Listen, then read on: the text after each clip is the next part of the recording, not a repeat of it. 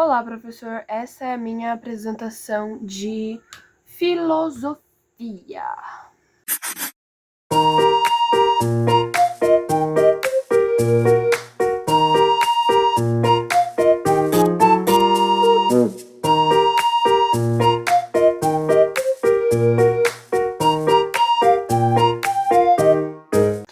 Primeiramente, a gente vai introduzir uma figura muito relevante para a filosofia, também conhecido como o pai da filosofia, Sócrates.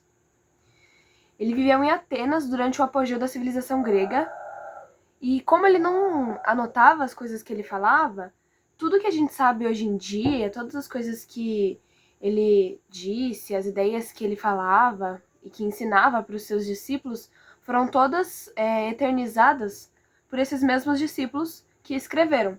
Porque se não fossem por eles, a gente nem reconheceria o que ele disse, o que ele inventou, né? Sócrates acreditava que o ser humano era formado de corpo e alma. A alma existiria no interior do homem como fundamento e sustentação da sua natureza racional, pensante e operante. Ou seja, seria como se fosse uma essência do ser humano. Como ele acreditava nesse conceito de alma, consequentemente ele não acreditava que você poderia ter ideias. Você somente relembrava elas. Coisas que já estavam na sua alma, coisas que você já sabia, só que você não tinha lembrado. Então, o papel dele não seria te ensinar algo, mas sim fazer você relembrar ou redescobrir esse algo. Sócrates também era comparado a uma mosca. Essa comparação se refere ao fato de deixar os homens despertos, ou seja, provocar-lhes uma inquietação. Então ele sempre estava indagando sobre as coisas, fazendo as pessoas pensarem, usarem a cabeça, que nem uma mosca zumbindo no seu ouvido, fazendo você inquieto, né? Fazendo você ficar inquieto. Muito do que ele fazia era... O que ele pretende é, primeiro, levar os jovens a refletir sobre suas ideias construídas pelo hábito. Então, muitas coisas que as pessoas levavam como cotidiano e não pensavam muito sobre, ele fazia essas pessoas pararem um pouco e observarem. Pensarem no que elas estão reproduzindo, no que elas acreditam, em vez de simplesmente reproduzir elas novamente sem nem mesmo entender o que elas estão falando. Haviam duas partes num diálogo com Sócrates, que era chamado também de o método socrático. Existia a ironia e a maiêutica. A ironia refere-se ao primeiro momento do diálogo, quando, por meio de perguntas feitas ao interlocutor, Sócrates desconstrói suas certezas e preconceitos, mostrando-lhe que o conhecimento que ele julgava possuir se referia a uma mera opinião. Ou seja, ele era aberto a saber o que as pessoas... ele era aberto a saber o que as pessoas pensavam e estava aberto a debater todas as opiniões juntas. Então ele não era uma pessoa de cabeça fechada. Ele não achava que o dele era... que a verdade dele era intrínseca. Então... certezas e preconceitos, tá.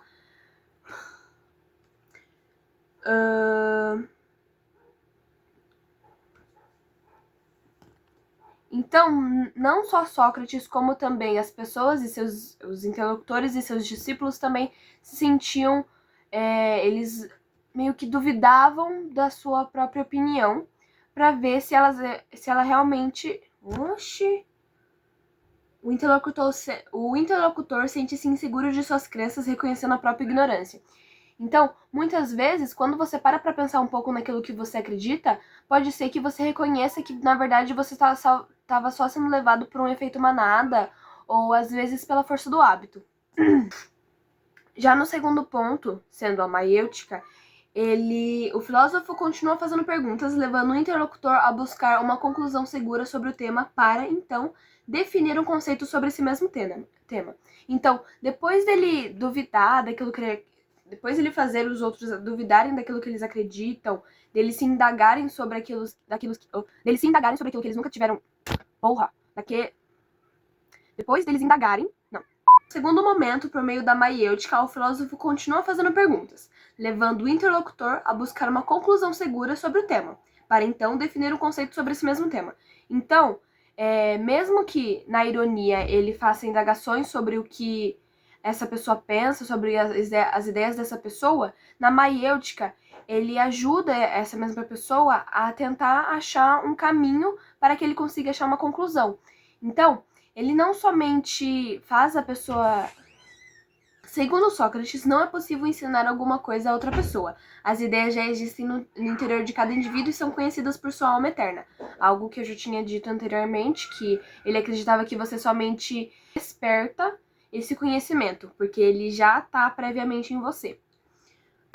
Assim, o debate se estendia durante um longo tempo, revelando as contradições no pensamento e transformando cada resposta em uma nova pergunta, em uma apória, ausência de passagem. O que isso significa? O orador promove o diálogo como uma espécie de beco sem saída, apresentando fingindo hesitação ou dúvida sobre o tempo em debate, enquanto vai alimentando o discurso com a desconstrução dos conceitos preconcebidos, até deixar a pessoa exausta, confusa e cheia de dúvidas em relação a algo que, antes do diálogo, ela tinha certeza. Então, nesse processo, as pessoas elas vão desconstruindo aquilo que elas acreditam até ter uma grande amálgama de perguntas.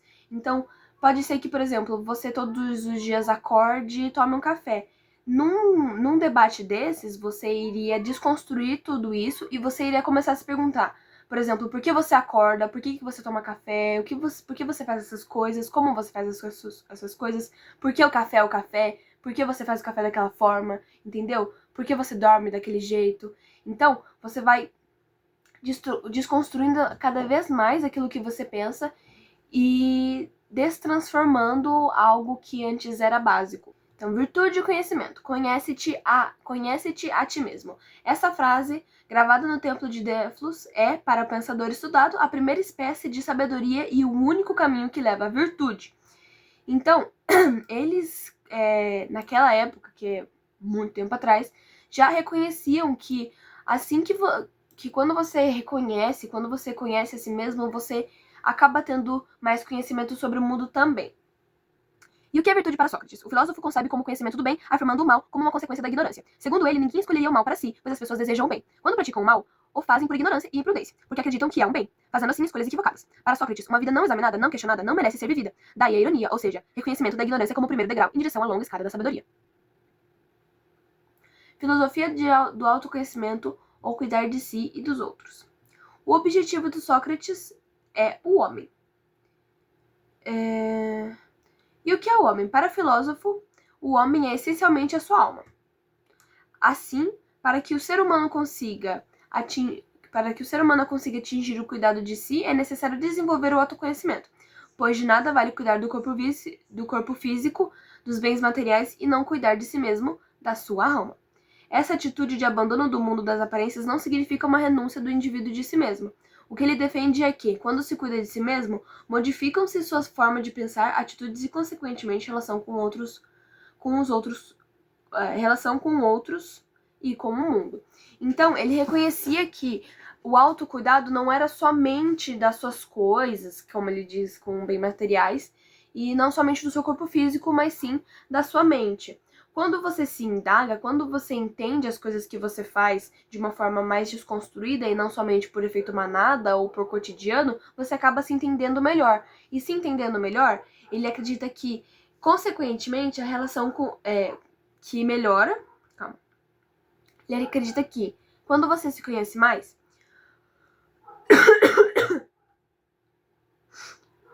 modificam-se sua forma de pensar, atitudes e, consequentemente, a relação com os outros do mundo. Ou seja, você possivelmente pode agir de uma forma melhor, se conhecendo.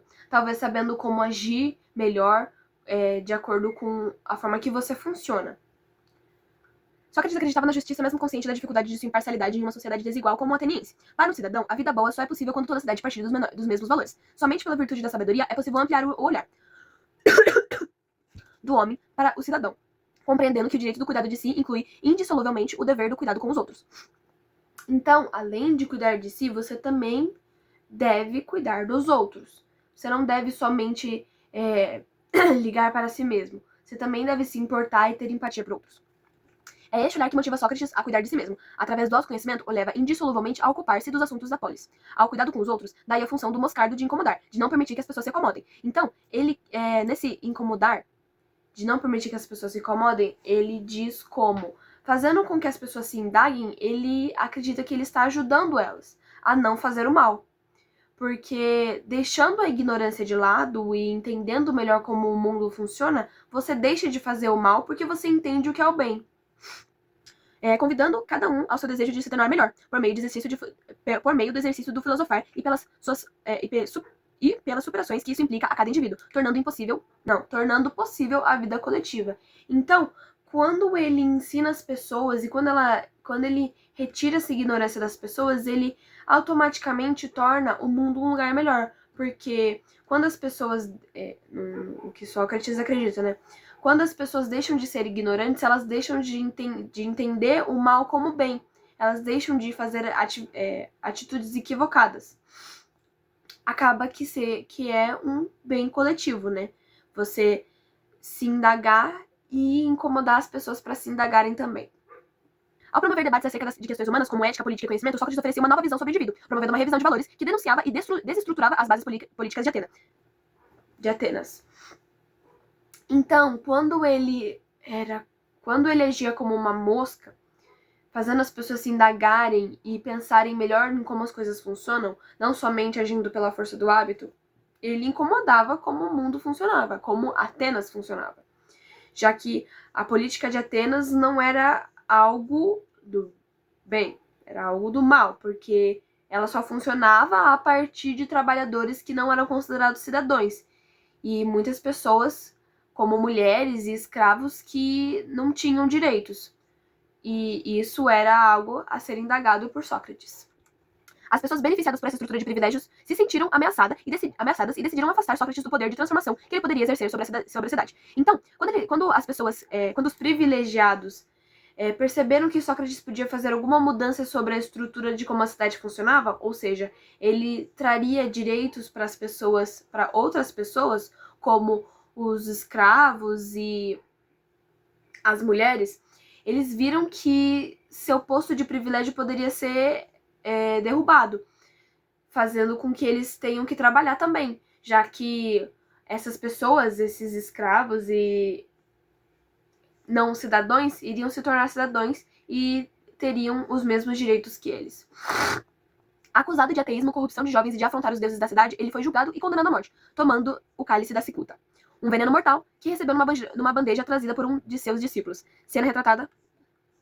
A cidadania grega antiga não pode ser comparada à separação da sociedade e do Estado que conhecemos a partir do Estado moderno. A polis grega não surgiu da necessidade de conter e organizar a anarquia do... A polis grega não surgiu da necessidade de conter e organizar a anarquia do Estado de natureza, pois ela é uma decisão comum, fundada por cidadãos livres. O poder ali exercido só tem sentido no contexto e nas necessidades dessa... O poder ali exercido só tem sentido no contexto e nas necessidades dessa fundação. No realizar dos propósitos e objetivos ali traçados, visando ao bem e à excelência dos cidadãos que acompanham. A cidadania é considerada um privilégio que os honra e pelo qual eles zelam, se dedicando à cidade com respeito e devoção. Então, a cidadania era considerada uma honra, como diz aqui. As pessoas que não eram consideradas cidadãs acabavam sendo... Como eu posso dizer? Elas eram forçadas a trabalhar, né? As pessoas que não eram cidadãs, elas não tinham direitos como cidadãos. Então, elas não tinham direito de, por exemplo... Todos os cidadãos atenienses tinham direito à palavra, igualdade perante a lei e participação direta no exercício do poder através da Assembleia. Então, eles tinham basicamente o poder de votar, né? Votando em leis e outras decisões importantes da polis. Tinham também o direito de participar nos tribunais populares, assumir funções administrativas por solução ou eleição, e, em contrapartida, um serviço militar obrigatório. Então, quem não era cidadão não tinha o poder de mudar isso. Quem não era cidadão não podia votar para que eles tivessem direitos também. E as pessoas que eram excluídas da cidadania eram mulheres, estrangeiros e escravos.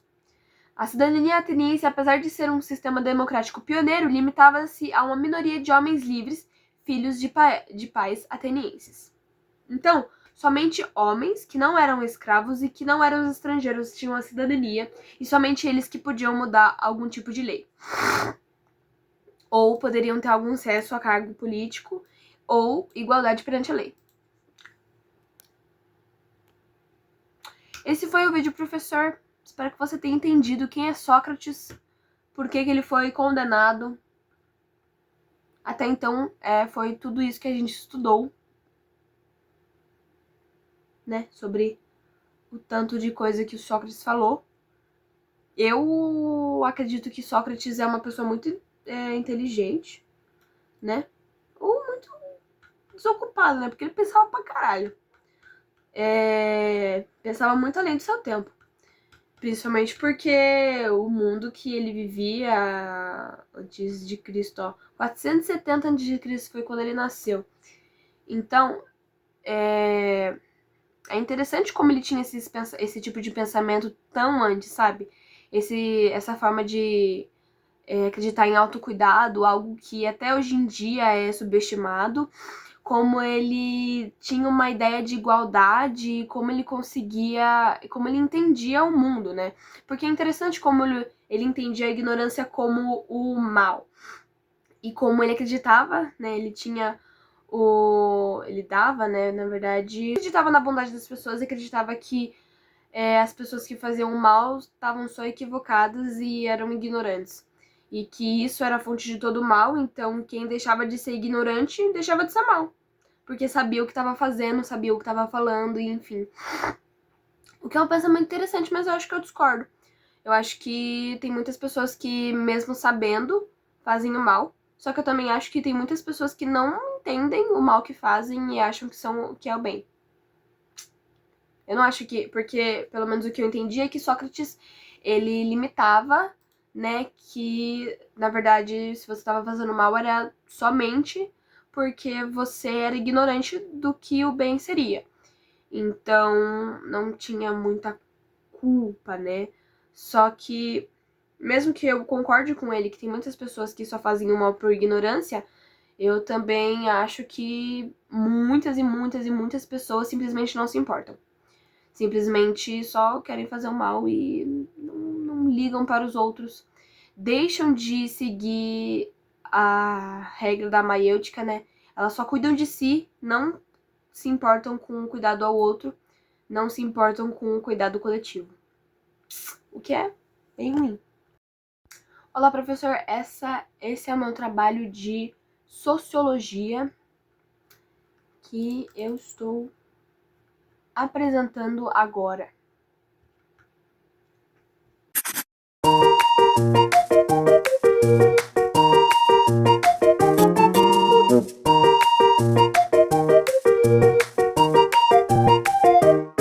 Então, nesse capítulo do livro, a gente vai falar sobre a formação da classe trabalhadora e,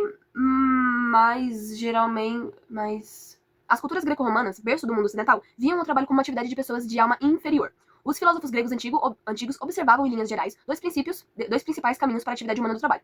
Por um lado, o trabalho como ação, isto é, conjunto de atitudes e esforços de sobrevivência do ser humano para alterar o ambiente, o que aproxima dos animais. Por outro lado, o trabalho como utilidade, quando a atividade humana produz transformação, muda a natureza, altera o valor das coisas e muda a própria humanidade. Então, eles classificavam em dois, né? Como utilidade e como ação. Os preconceitos sociais dos gregos sobre o trabalho. Segundo Platão, os reis filósofos e os administradores eram os que trabalhavam com a razão e, por entanto, possuíam a alma racional. Então, eles consideravam quem não trabalhava com coisas mais intelectuais, eles não tinham... Eles consideravam que quem não trabalhava com a razão, com sentido mais intelectual, tinham a alma racional. Já as pessoas que eram guiadas pela emoção e pelo voluntarismo deveriam ser guardiãs da sociedade, pois possuíam uma alma irracível. Já quem era dedicado à produção possuía uma alma de concupiscível. Então, existiam 3 almas dessas pessoas e elas trabalhavam de formas diferentes. As pessoas que pensavam, as pessoas que protegiam e as pessoas que produziam. Soma-se essa concepção à perspectiva de outro filósofo grego, Aristóteles, para quem trabalhar era a atribuição dos escravos e dos produtores, não sendo algo digno de aristocracia. Então eles consideravam trabalhar algo meio... como eu dito anteriormente, né, eles consideravam trabalhar algo inferior. Pessoas que não tinham lá, tipo... Eu entendo que o que eles querem dizer aqui é que as pessoas que trabalhavam com produção são pessoas que não tinham capacidade de serem aristocratas, já que eles dedicavam sua vida a trabalho, à produção. Nossa, não tô falando nada com nada. De acordo com o pensamento grego, o trabalho e o esforço físico era uma condição social associada ao baixo desenvolvimento da alma. Foi o que eu disse. Então, as pessoas que se esforçavam fisicamente muito eram consideradas pessoas que tinham baixo desenvolvimento da alma, que eu acredito ser uma forma de dizer que elas eram mais burras, o que justificava a escravidão. Então, essas pessoas não eram, não tinham direitos porque elas tinham as almas inferiores. Esse imaginário que discriminava e inferiorizava os trabalhadores fundamentou os sistemas de divisão de classes que se estabeleceram nas sociedades ocidentais dali em diante. Então, foi dessa forma que foi se criando toda essa cultura, né, toda essa tradição de que os nobres não trabalhavam e viviam às custas das pessoas trabalhadoras, que hoje em dia, né, foi... não hoje em dia, né, mas posteriormente foi derrubado, porque se as pessoas não produzem, os nobres não têm nada, porque eles vivem às custas de outros. E até hoje em dia funciona assim, né, porque... O senhor vive com liberdade, mas não produz para saciar as suas necessidades. Já escravo vive no reino da necessidade, porque é uma alma que deseja, mas vive sem liberdade. Portanto, a escravidão foi vista como uma necessidade social e foi dotada de um sentido de organização para os proprietários. No entanto, para o escravizado, o sistema escravista era abuso, horror e exploração. Interessante, né? Como esse pensamento de antes de Cristo formou algo que é tão enraizado hoje em dia, né?